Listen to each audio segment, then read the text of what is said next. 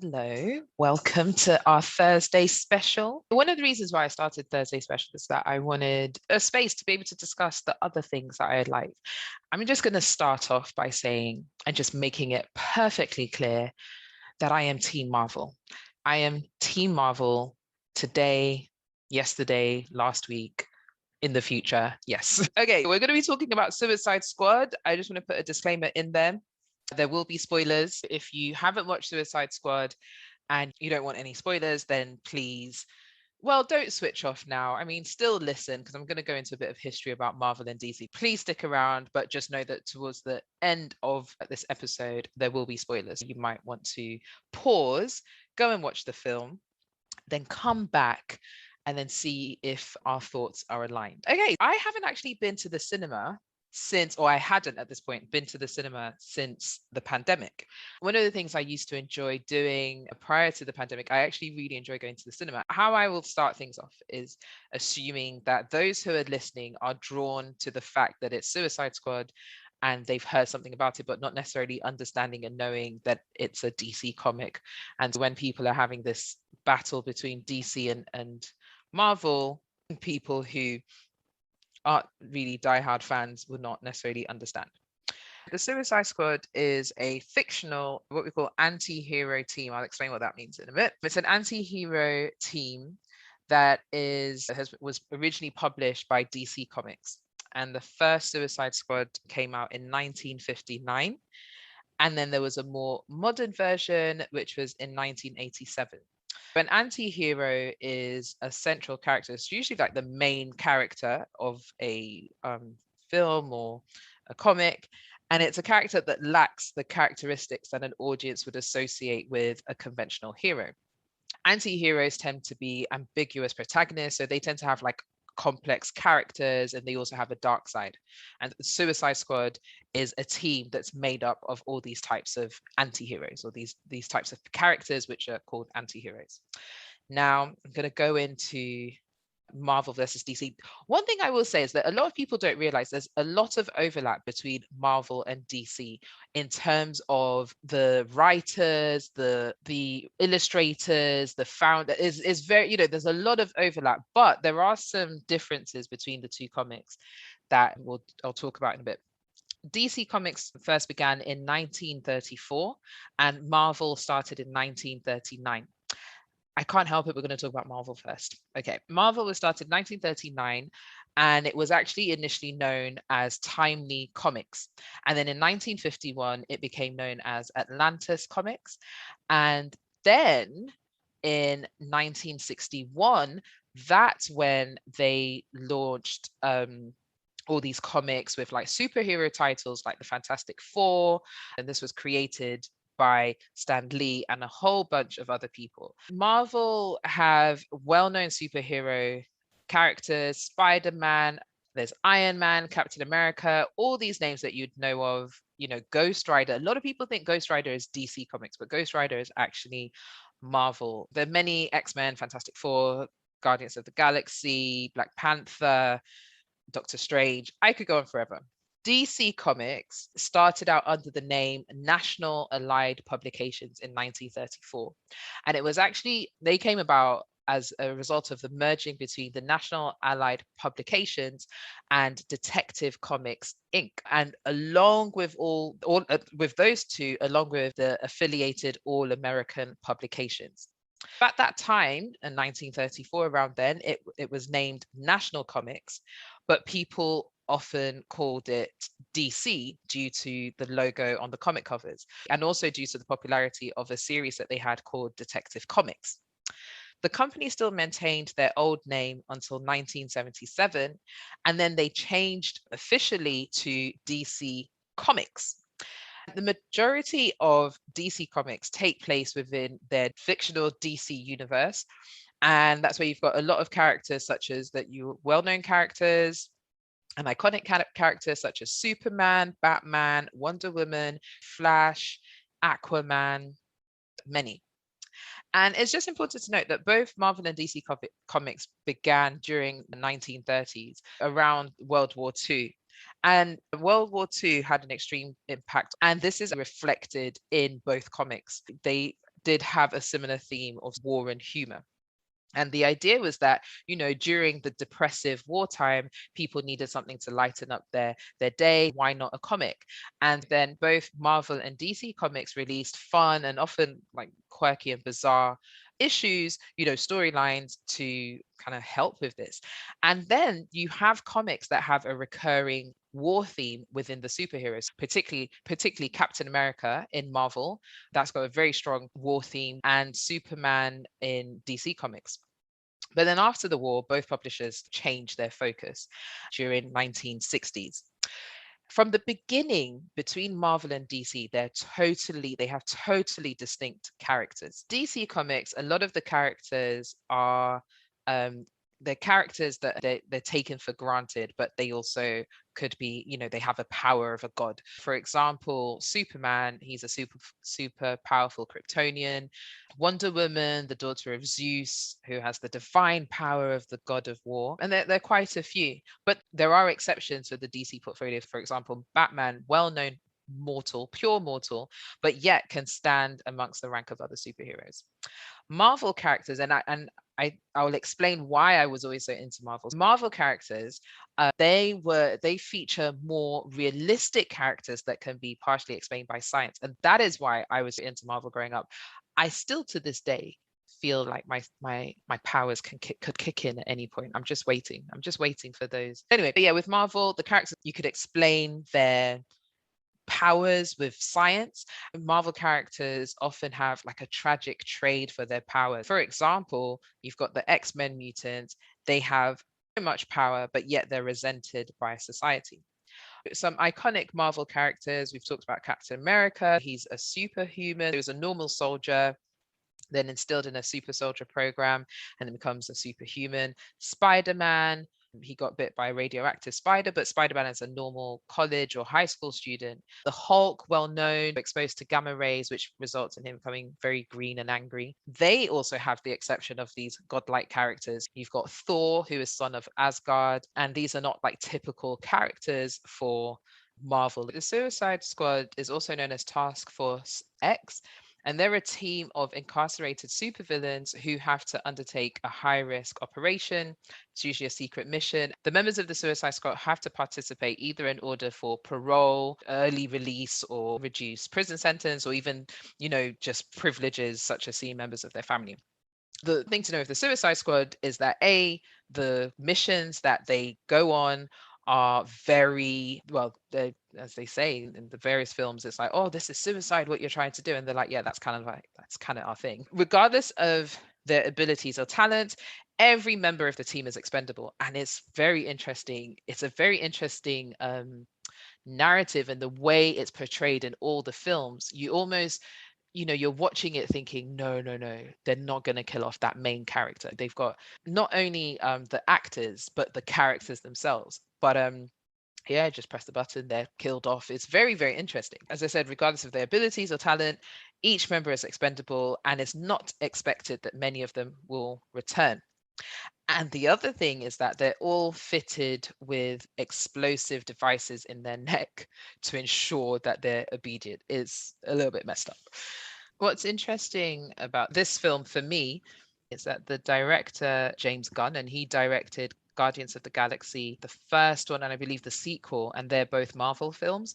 Guardians of the Galaxy is this collection of different superheroes, and they have their missions and so forth. So I can see how he would have been best placed to bring together a collection of very strong characters as well as the actors themselves. You've got a lot of very famous people, and how do you bring together a film that gives you enough overview of what's going on so you can enjoy it, but then little snippets. So I'm not saying that the reason why I enjoy this film is because of the potential Marvel influence, but I wouldn't say it is. I think it was actually a really good film compared to the first one. It's interesting because I've spoken to a few people about this, and there are a lot of people who are like, well, they slept in the first one and this and the other. I think it's just different. It's very different because for me, DC films have a very different, they just have a different way about them. I think put people off to some way. This is a warning. Spoilers are about to start. So pause the podcast now, go and watch the film, come back, and let me know if you agree or not with what I've said. I thought the opening scene was really good. Before, when the film would come out, I would be the first to watch all the trailers. I might even read the plot and all that stuff. I would do a lot of stuff beforehand. And especially if it's a comic film, I would want to understand the characters a lot more. By the time I'm watching the film, there aren't really many surprises per se, but it's just like, oh, this is really cool. Whereas this time around, I decided I was just going to go in blind, other than just watching the first film again. I was just going to go in blind and see, just see how it went. So I didn't know much about. I'd seen a couple of trailers, to be fair, but the trailers didn't really give much away for me because I don't really know a lot about DC Comics. The opening scene is interesting because you see all these a lot of famous faces, so it's very easy to assume that they are all going to be part of the film, because they're all very popular people, popular actors and actresses. And I was just, okay, cool, here we go. And majority of them were killed off apart from Harlequin, or so we thought. Boom, boom, boom. And I thought it was really good how they were able to blend humor, the action. It was great. So I would say that for me, the opening scene, there were opening few scenes, actually. It's probably an opening segment, I should say. I thought it was really good, got me hooked. The twist where you realize that the team that we've just seen and has all been killed off is actually not the main team. They were the decoys. It goes back to how each member of the team is expendable, because there were main characters, really all talented anti-heroes, and yet every single one of them was killed off apart from Harley Quinn. So that was quite interesting. Then, so Idris Elba is like the leader of the team that ends up the actual team that they hope to stay alive. And I've had discussions with people where they said, oh, it felt to some extent that Idris Elba's character, who's called Bloodsport, was just simply a replacement of Will Smith's character called Deadshot in this new film. So from the last film, Will Smith's character, Deadshot, he's got great accuracy and can shoot everything. And similar to Bloodsport, so he's got great accuracy. He's very good with various different types of guns and weapons. And their backstories, both of them have they both of them have a daughter, but Will Smith's daughter actually seems to like him and he's in the child's life, whereas Idris Elba's daughter doesn't really seem to like him, and he hasn't really been present in her life. So that was quite interesting. But I thought I'm a big fan of Idris Elba anyway, and I thought he was very good. The scene, so his daughter does something, I think she steals something, and then comes to see him in prison, and he's annoyed that she's got caught stealing. It's Amanda Waller, who is the director of the Suicide Squad, and this character is played by Viola Davis. And there's a scene where Idris Elba is confronting her, his daughter. So Amanda Waller has basically said that if Idris Elba's character doesn't come on the Suicide Squad mission, then her daughter could have a high sentence and be put into an adult prison as opposed to like juvenile prison. And there's this really intense scene where Idris Elba gets a pen and it's like he tries to attack her, but he has control and he puts the pen to her throat. And it's just the intent. I love Viola Davis, but even the intensity, I was like, oh my gosh, it was a very intense scene. So seeing them together on screen was really, really intense.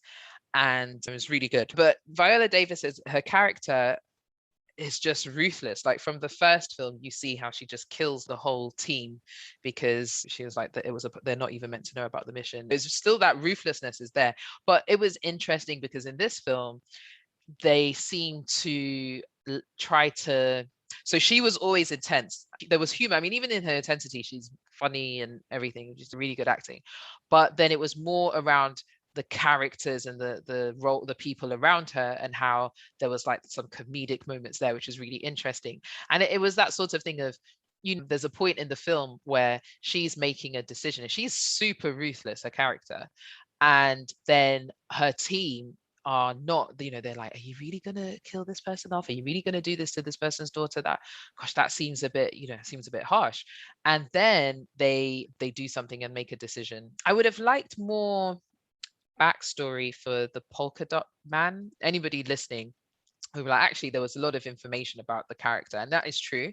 There was a backstory given, but I found they brushed over the whole he's got a alien virus in him or something manifest and he has to release the virus every so often. I mean that I would have liked to know more about that character. Peacemaker, that was played by John Cena. John Cena is very funny. I like him as an actor. I used to watch him with wrestling, WWE. That's quite good. I think it's an interesting character. I've heard that there's likely to be a Peacemaker film, like solo Peacemaker film, but let's see. Rick Flag before was like the person who leads. So whilst Amanda Waller is the director and oversees everything and is in the safety of wherever telling them what to do, Rick Flag is actually on the ground with the team, leading everyone, telling them what to do, which is very good. I preferred Rick Flag in this film than the first film. He seemed more human.